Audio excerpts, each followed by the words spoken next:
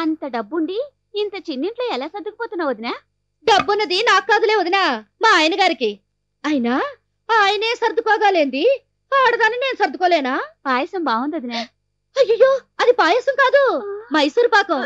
గడ్డ కట్టకపోతే గ్లాస్ లో పోసిచ్చా. నేనొస్తా వదినా. పిల్లలకు కొంచెం ఇస్తాను, పట్టుకెళ్ళి వదినా. వద్దులే వదినా, వాళ్ళ ఆరోగ్యం అంత బాగుండలేదు. మీ ఆయన వచ్చారు, చెప్పింది గుర్తుందిగా? మీ ఆయన్ని ఎలా అలా ఒప్పించి వాళ్ళింటికి వెళ్ళిపోయేలా చూసుకో, అప్పుడే నీ బ్రతుకు బాగుంటుంది. లేకపోతే ఇలా మైసూర్ పాకం గ్లాసులోను, స్వయం పాకం కుప్పతొట్లోనూ పోసుకోవాలి. జాగ్రత్త. Hi, good evening. అరే, నా కోసం ఏదో చేసేస్తున్నావే. ఇది మీకోసం కాదండి, కూర్చోండి. సైంటిస్టులు ఏదైనా కొత్తగా కనిపెట్టినప్పుడు పిల్లుల మీద బల్లుల మీద ప్రయోగిస్తారు కదా, అలా నా కొత్త వంటకాన్ని పక్కింటి ఆవిడ మీద ప్రయోగించా. ఫలితం ఏం తెలింది? రేపటి వరకు వెయిట్ చేయాలి. ఆవిడికి ఏమీ కాకపోతే మీకు పెడతా. ఏమండి, మీకు విషయం చెప్పాలి. చెప్పు. నేను ఒక పాట పాడాను. Very good. ఎక్కడా? క్లబ్ లో. అవునా? వెస్టర్నా కర్ణాటక? ఏ పాట పాడావు? వేలం పాట. వేలం పాట? అవునండి. సినిమాలో ఐశ్వర్య రాయ్ కట్టుకున్న చీర క్లబ్కి వస్తే 50,000కి పాడా. చీర 50,000? చీర విలువ 10,000. పాటలో 50,000కి పలికింది. అది పలికితే పలికింది, నువ్వు నోరు మూసుకూర్చోవచ్చు కదా. వారే 10,000 కట్టి మౌనంగా ఉంటారా ఏంటి? అంటే 10,000 కట్టేశావా? 10 రూపాయలు ఇంట్రెస్ట్ కి తెచ్చి మరీ కట్టొచ్చాను. ఇక్కడేంటి కలుక్కుమంటుంది? ఆ మిగతా 40,000 నన్ను తాకట్టు పెట్టి తెచ్చిస్తానని చెప్పే వాళ్ళకి మిమ్మల్ని తాకట్లోనూ బ్రాకెట్లోనూ పెట్టాల్సిన కర్మేంటండి? మీరు ఒకసారి జరిగింది మర్చిపోయి మావయ్య గారి దగ్గరికి వెళ్తే ఎడంచెత్తో కొడతారు. ఎవరిని? నన్నా? మా నాన్న సంగతి నీకు పూర్తిగా తెలియదు. ఆప్యాయంగా చెయ్యి చాచితే ఏదో ఆశించి చాచావనుకుంటాడు. నీ బ్రతుకు నువ్వు బ్రతుకుతున్నావు అనుకో, ఆయనే నిన్ను వెతుక్కుంటూ వస్తాడు. 40,000 కాదు, 4 కోట్ల అప్పైనా సరే ఏదో విధంగా తంటలు పడి నేనే తీరుస్తాను.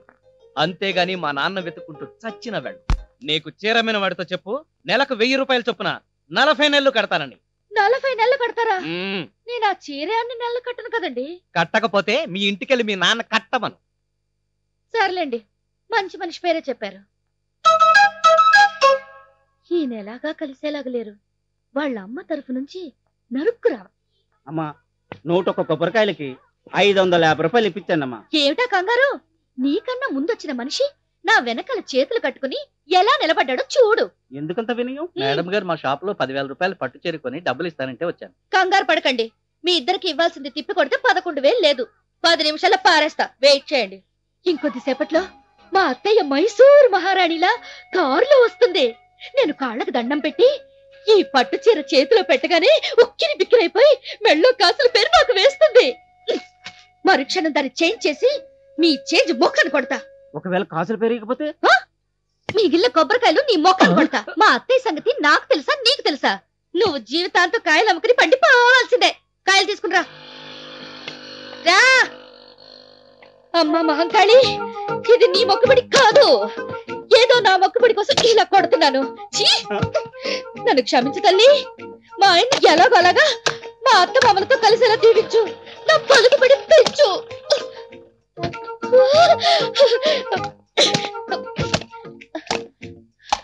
ఏంటమ్మా మెట్లు పగలు కొడుతున్నావు? మెట్లు కాదు అత్తయ్య గారు, కొబ్బరికాయలు. ఈ రోజు నా పుట్టినరోజు. మీరు మావయ్య గారు సుఖంగా సంతోషంగా ఉండాలని వ్రతం చేయించి ప్రసాదం తెచ్చాను. అలాగా? దీర్ఘాయుష్మాన్ భవ, శీఘ్రమేవ సంతాన ప్రాప్తిరస్తు. బంగారు తల్లి, నీ మనసు నా కొడుకు తెలుసుకున్నాడు కానీ మా ఆయన తెలుసుకోలేకపోయాడు. నీలాంటి మంచి పిల్ల మా కోడలిగా రావడానికి మా ఇల్లు ఎంతో పుణ్యం చేసుకోవాలి. ఈ రోజు నీ పుట్టినరోజు అన్నావు, నీకేమి ఇవ్వాలో నాకు తోచడం లేదు. మీ కాసు వద్దు, కాసుల పేరు వద్దు, మీ అభిమానమే చాలు. ఏమిటో ఒత్తిగా డబ్బాసు లేని పిల్ల దొరికింది. ఇలా పట్టు.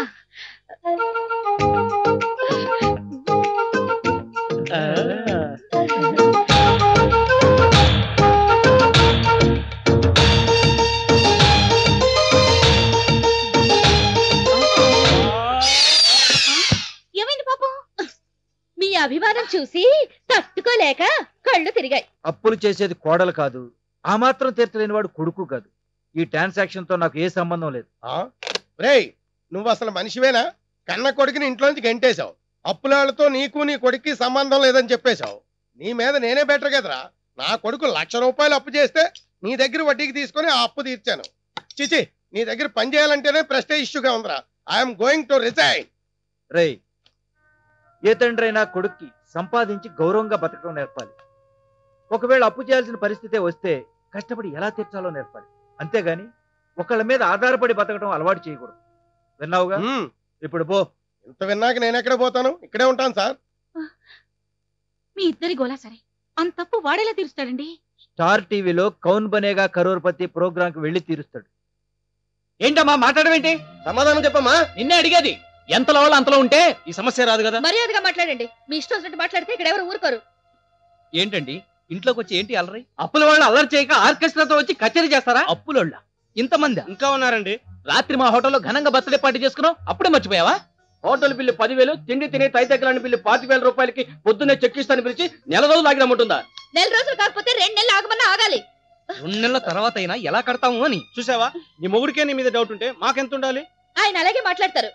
వాళ్ళ నాన్నకు ఒక్క ఫోన్ చేశారంటే డబ్బుతో మీ మొహం పగిలెట్టుకుంటారు. కొట్టమనమ్మా, కొట్టమను. అంత పౌరుషం ఉన్నాడైతే మా డబ్బు కొట్టమను. అది మీరు తొందరపడకండి, మమ్మల్ని కొంచెం ఆలోచించుకోనివ్వండి. ఏమిటండి వాళ్ళని ప్రాధాయపడేది? మీ లెవెల్ ఎక్కడ, వాళ్ళ లెవెల్ ఎక్కడ? నీ ముందు బఫూన్లో నిలబడ్డప్పుడే నీ మొగుడు లెవెల్ ఏంటి అర్థమైపోయింది. ఏంట్రా మా ఆయన గురించి వాగుతున్నావు? ఊర్మిళ, తప్పు మన మీద పెట్టుకుని వాణ్ణి కొడతావే? తప్పేంటండి తప్పు? మనిషి అన్నాక అప్పు చేయరా? డబ్బు వచ్చాక తీర్చరా? అసలు అవసరానికి మించిన అప్పులు ఎందుకు చేయాలి? నేను అప్పు చేసింది నా కోసం కాదండి, మన ప్రెస్టేజ్ కోసం. ప్రెస్టేజా? మొగుడుకు తెలియకుండా అప్పులు చేసి వాళ్ళందరి ముందు దోషిగా నిలబెట్టి నన్ను నానా మాటలు అనిపించావు. ఇదేనా నువ్వు నాకు ఇచ్చిన ప్రెస్టేజీ? అవమానాలు జరిగాయని బాధపడ్డం కాదండి. మీకు పౌరుషం ఉంటే ఇప్పుడే మీ నాన్నగారికి ఫోన్ చేయండి. పౌరుషం ఉండబట్టి నీ కోసం ఆయన్ని కాదనుకుని ఇల్లు వదిలిపెట్టి బయటకు వచ్చేసానే. నువ్వు చేసిన అప్పులు తీర్చాలంటే నేను ఎవరికైనా బానిసగా అమ్ముడిపోవాలి. ఇంత ఆత్మాభిమానం లేని జీవితానికి ఎలా అలవాటు పడ్డారండి? ఊర్మిళ, ఇలా చేతగాని బ్రతుకు బతకడానికి సిగ్గుగా లేదు?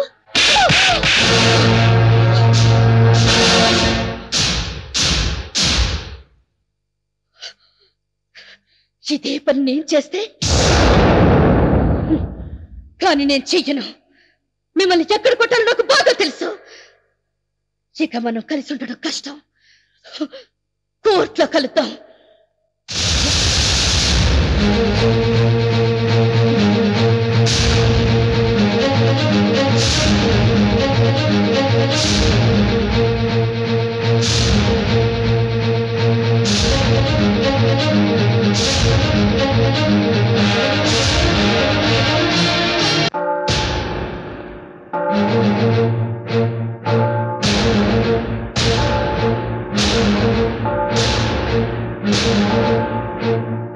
ఏమ్మా, విడాకులు ఎందుకు తీసుకోవాలనుకుంటున్నావు? కలిసి బతకడం కష్టమై. నీకొచ్చిన కష్టం ఏంటో చెప్పమ్మా. నన్నేం సుఖ పెట్టారో ఆయన్నే చెప్పమనండి. అసలు సుఖం అంటే ఏంటో చెప్పమనండి. ఎక్కడుంటుందో చెప్పమనండి. భర్తతో వచ్చే ఆస్తిలోనా, భర్త పంచే ఆప్యాయతలోనా? చూసారా, ఇలాంటి మాయ మాటలు చెప్పి నన్ను మోసం చేశారు. ఏం మోసం చేశాను నిన్ను? చెప్పమ్మా, ఏం మోసం చేశాడు? పెద్ద కోటీశ్వరునని నన్ను ప్రేమించారు. కోట్ల ఆస్తికి ఏకైక వారసునని నన్ను నమ్మించారు. తీరా పెళ్ళయ్యాక పెంకుటింట్లో కాపురం పెట్టించారు. చివరికి చెప్పుల కంపెనీలో నెల జీతానికి జాయిన్ అయ్యి నన్ను కష్టాల ఊబిలోకి లాగారు. క్షమించాలి, నేను డబ్బున్న వాడిని ఏనాడు చెప్పలేదు. ఆ డబ్బుతో ఆమెను సుఖ పెడతానని అసలు చెప్పలేదు. కానీ ఆమె నా డబ్బును ప్రేమించింది. ఆ డబ్బు కోసమే నన్ను పెళ్లి చేసుకుంది. నేను డబ్బును ప్రేమించాను, ఆ డబ్బు కోసమే పెళ్ళాడాను. కానీ ఆ డబ్బు నాకెందుకు? ఆయన కోసం, ఆయనకు పుట్టబోయే పిల్లల కోసం. ఆయన కోసం అన్ని వదులుకుని అప్పులు చేశా. ఆయన మెప్పు కోసం నానా తిప్పులు పడ్డా. డబ్బులో పుట్టి పెరిగిన ఆయన ఆ డబ్బు కోసం ఇబ్బంది పడకూడదని ఇంట్లో అన్ని వసతులు అమర్చా. అనుక్షణం ఆయన ఎలా సంతోషపెట్టాలా అని ఆలోచించా. మా పెళ్ళైన 5 నెలల్లో ఆయన జీతంతో నాకు చీర కాదు కదా, ఇంట్లోకి చీపురు కట్ట కూడా కొనలేదు. చూడమ్మా, ఇలాంటి చిన్న చిన్న విషయాలకి విడాకులు కోరడం సబబు కాదు. చిన్న విషయం కాదు యువర్ ఆనర్.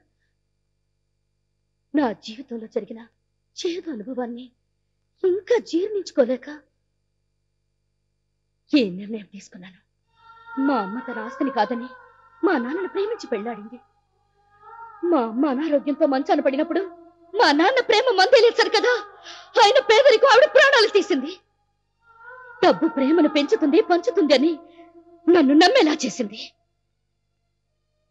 అందుకే పేదరికంతో చంపే ప్రేమ నాకొద్దు. పేదరికాన్ని పంచే భర్త పగదానికి కూడా వద్దు.